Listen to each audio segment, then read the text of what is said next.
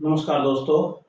तो हम रीजनिंग का टॉपिक कर रहे थे भी सीरीज टेस्ट, उसके कुछ एग्जांपल हमने किए हैं और आगे भी ऐसे एग्जांपल, क्वेश्चन तो बहुत सारे हैं भाई, लेकिन हम ऐसे एग्जांपल करते हैं जो इम्पोर्टेंट होते हैं और कोई एग्जाम में आया हुआ भी है भी।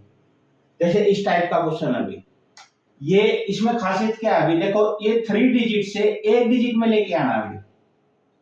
3 डिजिट से एक डिजिट में लेके आना है, तो ये कहता है 841 की वैल्यू जो है वो 3 है, 633 की वैल्यू जो है वो 5 है, 425 की जो वैल्यू है वो 7 है, 217 की वैल्यू निकालनी है। ये ऑप्शन दे रखे हैं। तो सबसे पहले माइंड में ये आता है भाई, या तो इनकी कुछ गुणा करके या इसको घटा करके तब एक डिजिट आ सकता है अभी। तो इनको किसी की भी आप गुणा करते हो 832, लेकिन नहीं आता अभी। 8 एकम 8, 8 में से 4 गया 4, नहीं आता अभी। तो लॉजिक कोई भी लग सकता है अभी, लेकिन लॉजिक वही मान्य होगा जो इन तीनों में लगेगा, फिर ये उस चौथे में भी लगेगा जिसका आंसर निकालना है। तो देखो भाई, पहले इसमें हम लॉजिक लगाते हैं। क्या लॉजिक लगाते हैं 841 में? अगर इनके डिजिट को हम सम कर दें,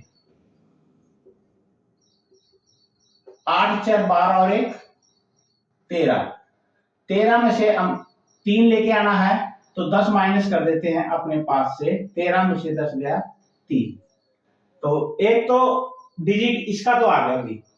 यही लॉजिक अगर हम इसमें भी लगाते हैं तो क्या है अभी, इसके जो डिजिट है 6 3 3 3, 6 और 3 9, 9 और 3 12, तो हमें लेके आना है अभी 5।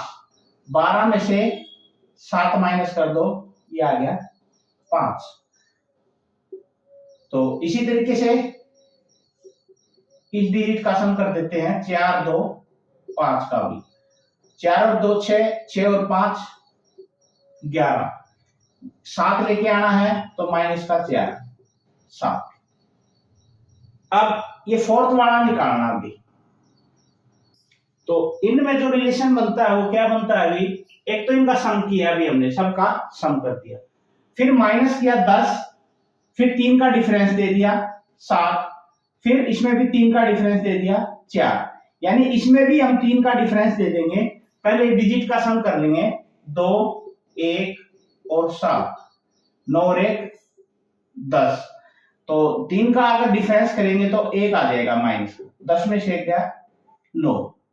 तो सब में लॉजिक सेम लग गया भाई, इसमें भी 3 का डिफरेंस, इसमें भी 3 का, सब में 3 का हो गया, तो आपके पास ये आप क्या आ गया अभी 9 आ गया।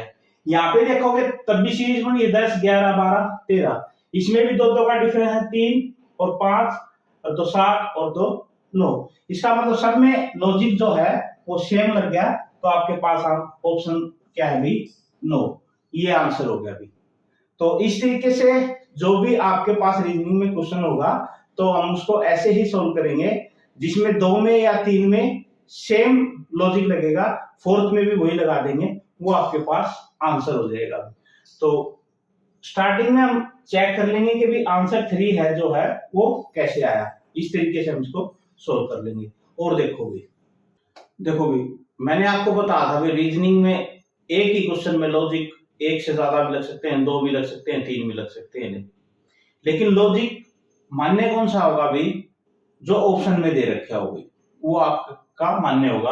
आप एग्जाम में पेपर दिया होगे और उसमें अपनी तरफ से लॉजिक लगा दिया, तो आप ये कहोगे कि भाई मेरा लॉजिक तो ये था लेकिन आंसर नहीं मिला भाई, तो आप कहोगे क्वेश्चन गलत था। लेकिन ऐसा नहीं होता भाई, वो एग्जामिनर जो होता है वो अपनी मर्जी से लॉजिक लगाता है और उसके हिसाब से ऑप्शन देता है। अब इस टाइप का नंबर अभी पहले हमने क्वेश्चन किया मिसिंग नंबर का, कि लास्ट में नंबर क्या आएगा।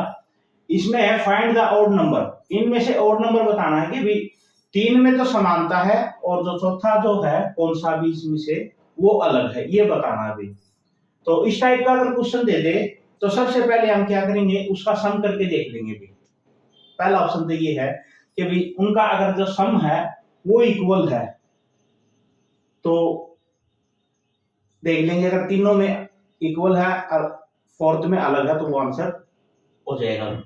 तो देखो 6 और 2 8 और 4 12 और 3 15, 6 और 2 8, 4 12 और 3 15, ये सही है अभी। तो इसमें करोगे 8 4 12, 6 18 और 5 23, ये गलत हो गया। 12 और 6 18 और 7 25, ये भी गलत हो गया अभी। तो डिजिट देख लेंगे 6 2 4 3, फिर 2 6 4 3, फिर 8 4 6 5। तो ये डिजिट तो इससे अलग हो गए बिल्कुल, तो ये वाला भी फार्मूला लगेगा। फिर डिवाइड वाला देखें हम, किससे एक संख्या से, अगर ये इनमें से 3 डिवाइड होती है, चौथी नहीं होती है, तो वो भी हो सकता है। लेकिन डिवाइड का भी कोई ऑप्शन नहीं है, कोई किसी से होगा कोई किसी से होगा।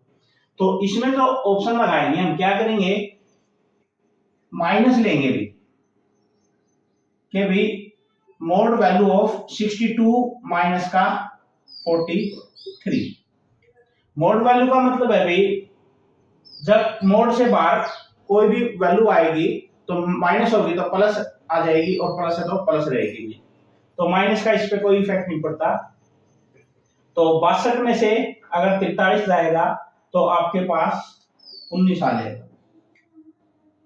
इसी तरीके से सेकंड वाला 26 माइनस 43, 43 में से 26 जाएगा तो आपके पास 13 में से 6 गया 7, और 3 में से 2 गया 1, 17 भी। अब इसको भी चेक कर लेते हैं भाई, 84 माइनस का 65, 14 में से 5 गया 9, 7 में से 6 गया 1, 19।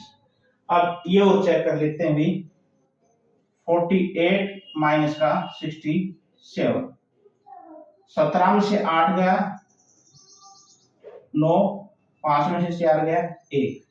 अब देखो भाई, 3 में समानता है भाई, ये अलग हो गया भाई 17, तो इसका मतलब बी जो है आपके पास, इसका आंसर हो गया भाई। तो इस टाइप से भी हम क्वेश्चन को चेक कर सकते हैं भाई। लेकिन लॉजिक सारे दिमाग में सेकंडों के हिसाब से आपको लगाने पड़ेंगे कि भाई इसमें सम करना है या डिवाइड करना है या माइनस करना है या मल्टीप्लाई करना है, इस तरीके से ओड नंबर निकालना है। ऐसे ही ओड नंबर का एक क्वेश्चन और देखो भाई। एक क्वेश्चन आपके पास ये है भाई, अल्फाबेट के नंबर दे दिए और उसमें ओड नंबर बताना भाई। तो ओड नंबर बताना है तो सबसे पहले आपको ये बता देता हूं मैं फिर से, जो लॉजिक लगता है ना भाई, जो लॉजिक का जो बड़ा कारण होता है वही लॉजिक लगेगा भाई। ऐसे नहीं है कि भी कोई भी हम लॉजिक लगा देंगे तो आंसर आ जाएगा। तो कैसे, जैसे देखो भाई, सबसे पहले हम ये अगर ये सोचें, एक जो है आपके पास 1 नंबर पे है, आई जो है 9 नंबर पे है, डी जो है 5 पे है ना, ई जो है 5 पे है, डी जो है 4 पे है। तो अब हम लॉजिक लगाएं इस पे, तो ये आपके पास ओड नंबर है, ये भी ओड नंबर है, ये भी ओड नंबर है, ये इवन नंबर है। तो इवन नंबर है, ये तीनों ओड है, तो आंसर आपके पास ये हो गया भाई। और दूसरा हम लॉजिक लगाए इसमें, तो आपके पास होता है भी वोवल। वोवल्स जो है आपके पास वो होते हैं ए, ई, आई, ओ और यू। ये अल्फाबेट में वोवल्स होते हैं। तो वोवल्स जो है इसमें ए है, आई भी है, ई भी है, डी नहीं है अभी। तो ये भी ऑप्शन लग गया अभी। तो इसका मतलब जो इसका आंसर होगा वो क्या होगा अभी, सी।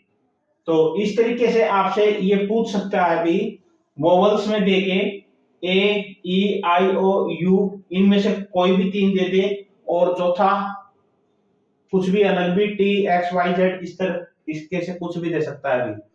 तो सीधी सी बात है, जो वोवल से अलग होगा वो आंसर हो जाएगा। तो आपके पास इस टाइप से भी क्वेश्चन हो सकते हैं अभी। तो इस तरीके से हम कंटिन्यू क्लास चला रहे हैं अभी, मैथ्स की और रीजनिंग की। कभी टॉपिक मैथ का और कभी रीजनिंग का। तो कॉम्पिटिटिव एग्जाम कोई भी हो, ऐसा कोई भी एग्जाम नहीं होता भी जिसमें आपके पास रीजनिंग और मैथ नहीं आता हो भी। तो इसलिए हम सभी कॉम्पिटिटिव एग्जाम की तैयारी करवाते हैं भी।